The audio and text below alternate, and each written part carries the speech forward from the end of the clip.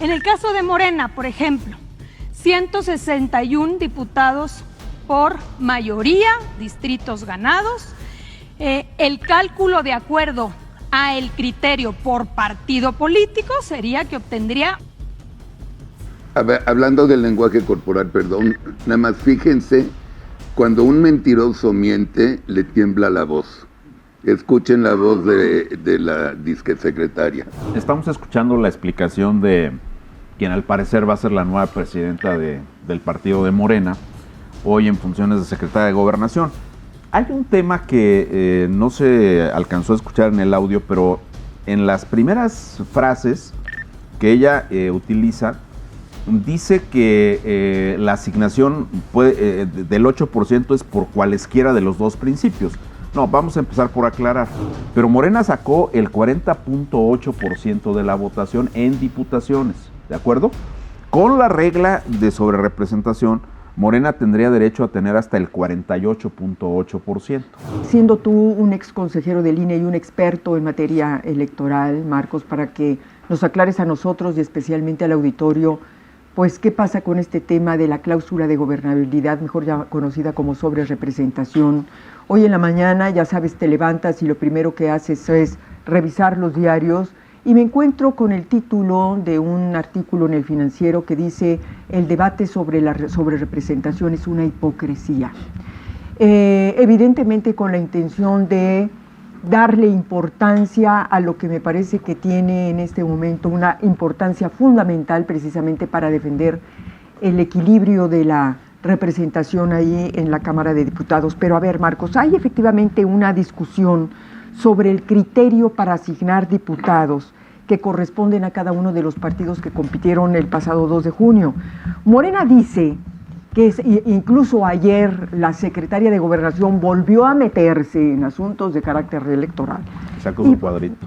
Sacó su cuadrito y habló de que...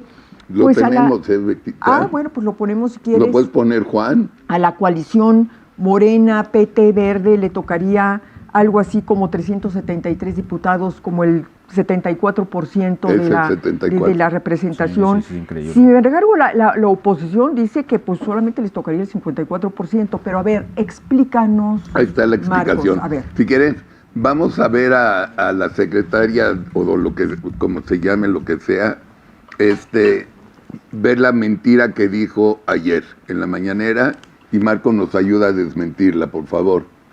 Estos son los diputados por mayoría que se han obtenido por parte de los partidos.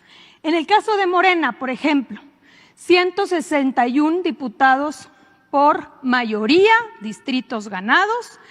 El cálculo de acuerdo a el criterio por partido político sería que obtendría... A ver, hablando del lenguaje corporal, perdón, nada más fíjense, cuando un mentiroso miente, le tiembla la voz. Escuchen la voz de la disque secretaria. Perdón. Sale. 87 diputados por representación proporcional, es decir, plurinominales, dando un total de 248. Primera regla de la Constitución que regula la sobrerepresentación: no más de 300 diputados. 248, no son más de 248 diputados, es la primera regla. Y segunda regla que establece la Constitución, es el total de la votación emitida más 8 puntos porcentuales, no puede exceder. ¿Cuál fue la votación emitida por Morena? 46.54%.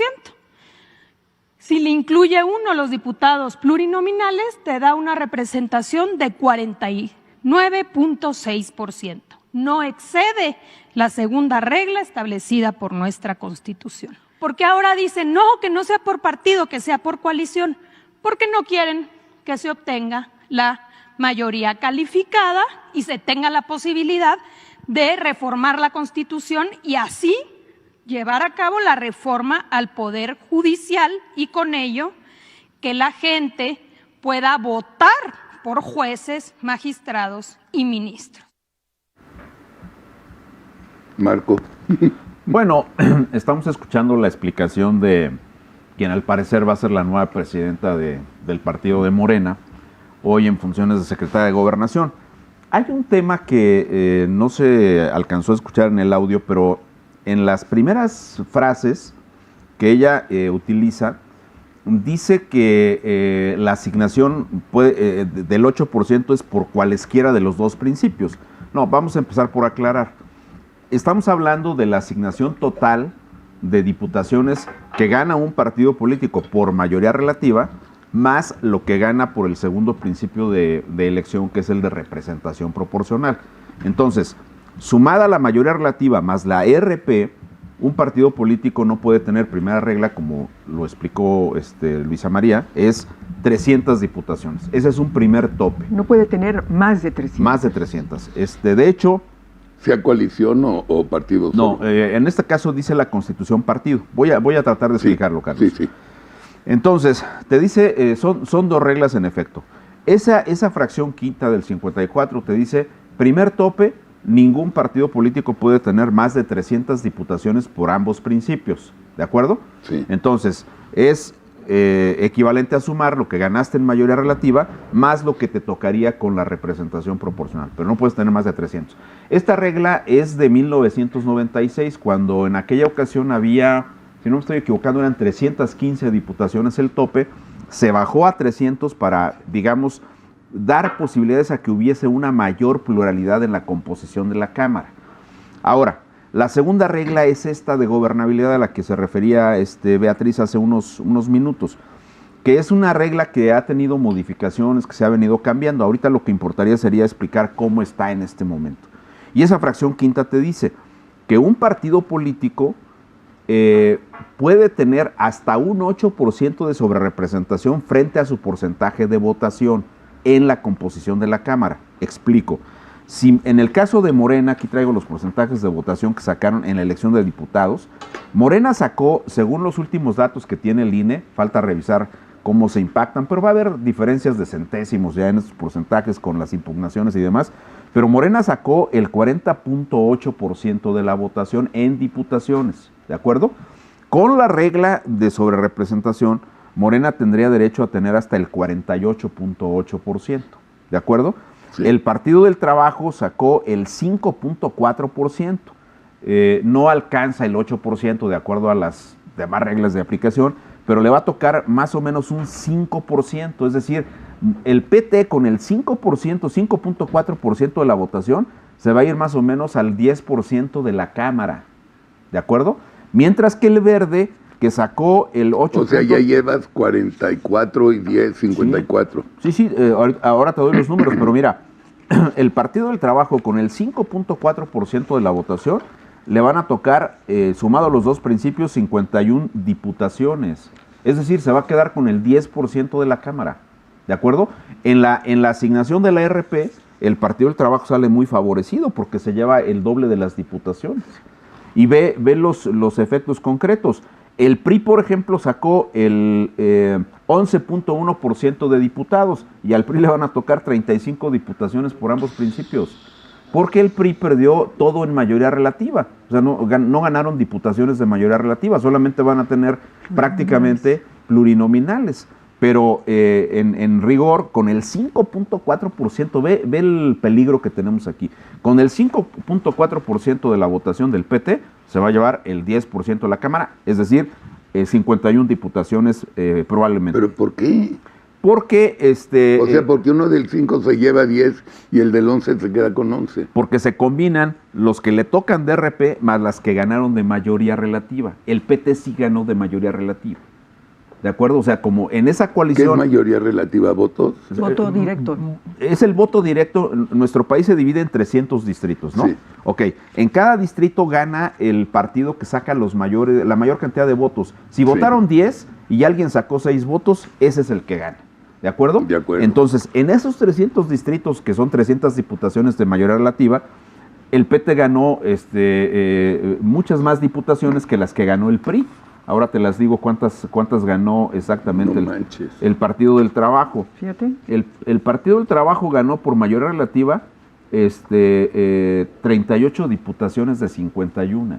Y por RP se va a llevar el resto, que serían las otras 13 diputaciones. 51 en total. 51 en total. Mientras que el PRI, por ejemplo, en el caso de mayoría relativa, siguiendo el mismo ejemplo que tenemos aquí, el PRI ganó apenas 9 diputaciones de mayoría relativa y por eso su asignación mayor a las 32 diputaciones que le van a tocar, pues va a ser, a las PRI serían 26 de RP que le tocan al PRI, pues todas son prácticamente de RP y 9 de mayoría relativa. Oye, el Verde también se ve muy favorecido, Sí, ¿no? te lo doy ahora, Betty, mira. Segundo lugar. Sí. Sí, ese va a ser la segunda fuerza en la Cámara, pero ¿cuánto sacó en la votación? De diputados el Verde tiene el 8.3%. 8.3%. ¿Cuántas diputaciones de mayoría relativa ganó el Partido Verde Ecologista de México? Ganó por mayoría relativa, tiene 57. ¿Contra 9 del PRI? Contra 9 del PRI. No manches. Sí. O sea, es que también la oposición tendría que explicar cómo es que se presentan estos resultados. Es decir, pierdes estrepitosamente en los números nacionales. Pero también si ya lo ves a nivel de distritos, pues te encuentras aquí que hay esta circunstancia. Sin embargo, hay un tema, y déjame terminar de explicarlo para que podamos ir... Y termina con el PAN, por sí. favor. No, el PAN, a ver, el PAN sacó el 16.8%. Sacó el doble de votación que el Verde y evidentemente sacó 3 veces la votación del PT. El PAN va a tener 72 diputaciones cuando mucho. 72 diputaciones frente a las 77 del Verde y las 51 del Partido del Trabajo. No le entiendo, no suena lógico. No suena lógico. Te lo voy a dar con estos números O así. sea, Sí, no, el no, PAN no. entonces tercera fuerza Es tercera fuerza. Va a ser tercera fuerza en la Cámara. y el PRI cuarta, Y el PRI cuarta. casi empatado con PT. Casi empatado con el PT. No puede ser, pinche PRI. A ver, vamos a verlo de esta manera. Sumados los porcentajes de votación del PAN, del PRI y del PRD, y el MC, que es también oposición, ellos sacan el 46% de la votación. ¿De acuerdo? Sí. Mientras que Morena, el Verde y el PT obtuvieron el 54% de la votación. Entonces, traducido a curules, teóricamente podrían tener 54% más el 8%, al distribuirse, si esto fuera así, por coalición. Pero como no se distribuye por coalición, sino se distribuye por partido, no les va a tocar el 54 más 8, el 62%, les va a tocar casi el 75%. Se van a llevar... ¿Cuándo votaron por el 54? Cuando solo el 50, de cada 100 personas, 54 votaron por ellos y 46 por la oposición, por alguno de la oposición. Al traducir los votos que se depositaron en las urnas en curules de la Cámara de Diputados, entonces le vas a dejar a los partidos de la oposición una subrepresentación, es decir, una disminución de la representación que deberían de tener en la Cámara de 20 puntos. Es impresionante. El 46% de votos que sacaron en las urnas MC, PRI, PRD y PAN no se traduce a un 46% de curules, se traduce a un 25% de curules. Entonces, si yo soy uno de esos diputados afortunados del PRI, yo para qué chingados voy a la Cámara, no voy. Mejor que hagan una huelga los 3 partidos. ¿Para qué vas? Si hay 74% del Partido del Poder, ¿para qué vas? ¿A qué vas? Nada más te pregunto. ¿A pegar 3 gritos de que te manden a la chingada? A ver, ¿Para qué? la discusión es justamente esa, ¿no? Es decir, aun y cuando la Constitución Yo te haría dice, huelga. asigna por cada partido político, lo que tendrías que hacer sería recuperar el espíritu de la norma. Y la norma lo que está haciendo es cuidar que haya una representación de la pluralidad que tiene el país. Y la pluralidad, disminuida o no, como quieras decirlo, pero es una pluralidad que dice que el 46% de los votos están en la oposición. Entonces la pregunta es, ¿por qué no tendrían que traducirse a 46% en la Es lo integración que de yo la digo. Cámara? Es ¿no? lo mismo que decía A ver. Rubén Moreira. Claro. Ahora a ver una cosa, Marcos, pero recuperar el espíritu de la norma para preservar la pluralidad y que haya una expresión de lo que se ganó en las urnas, ¿eso de quién depende? Es decir, porque tal y como están las cuentas, tal parece que esto respondería a una aplicación a secas de la fórmula matemática. Sí. Pero aquí, ¿cuál sería entonces la labor o la responsabilidad constitucional de los consejeros del INE, por ejemplo? Que Sí, van a tener que esa es una discutir? gran pregunta, Betty, y lo trato de explicar. Estamos en un momento en el cual el Tribunal Electoral está agotando la resolución de los medios de impugnación. Esos medios de impugnación pueden anular una casilla, si en alguna diputación había 5 votos de diferencia, se anuló una casilla y la ganó el PAN, pues a lo mejor esa pasa al PT o pasa al PRI o pasa a Morena, a otras fórmulas. Entonces, estamos en esa etapa, falta que se termine eso. ¿Cuál es la fecha tope? El 23 de agosto, de acuerdo con la ley, los consejeros se tienen que sentar a más tardar el 23 de agosto de este año, se tienen que sentar en el Pleno del Consejo General a hacer la asignación, ¿de acuerdo? Ese es el primer punto. Ahí ya no le demos vuelta al asunto, ¿eh? Yo he notado que algunos analistas están un poco confundidos con este tema. Ya no lo dijeron los consejeros, por ejemplo, Guadalupe Tadei salió a decir Sí, hace como unos... sin bronca. Bueno, Hace como unos 20 días salió a decir, vamos a evitar la sobrerepresentación y vamos a aplicar las reglas conforme a los precedentes. Los precedentes son conforme a partido, no conforme a coalición. Entonces nos está diciendo claramente Guadalupe Tadei que van a impulsar una interpretación donde se haga la asignación de 8% como máximo por partido y no por la coalición, ¿de acuerdo? Este es el primer tema. Entonces, a eso hay que sumar que en otro momento, para otros temas, el tribunal ha dicho que cuando se trata de interpretación de normas constitucionales, es decir, cuando se trata de la interpretación sobre los alcances de una norma constitucional, no le toca al INE, sino al tribunal. Contestando tu pregunta, ¿dónde es el tema, dónde se tiene que resolver este tema tan delicado para la República? En el Tribunal Electoral. Porque ellos tendrán que revisar que esa fórmula de asignación es una fórmula que no está permitiendo una integración que refleje con claridad la forma en que la gente votó en las urnas, sino que es una fórmula que estaría concentrando 20 puntos adicionales de lo que le corresponde por encima de la votación que sacó, sumado el Morena, el PT y el Verde. Hay una subrepresentación de la oposición y por tanto